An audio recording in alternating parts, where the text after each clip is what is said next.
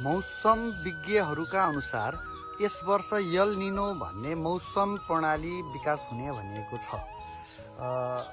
यसका बावजुद अहिले नेपालमा दैनानुदिन जसो पानी परिरहेको जस्तो अवस्था छ। यसले कृषि उपजमा प्रत्यक्ष प्रभाव पारेको छ र यो सिजनमा अहिले सिँचाइ यो वैकल्पिक सिँचाइ नलगाइकन नै हाम्रा खेतबारीका कृषि उपजहरू हर्लक्क बढेका सप्रिएका छन्।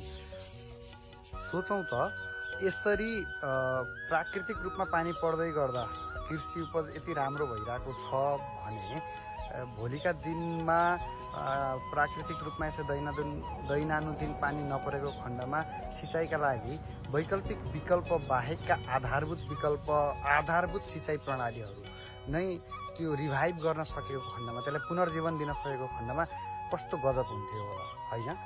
र भन्नुहोस् तपाईँहरूको गाउँघरतिर यसै गरी अन्नबाली यो समयमा सप्रिएको छ कि छैन? धन्यवाद।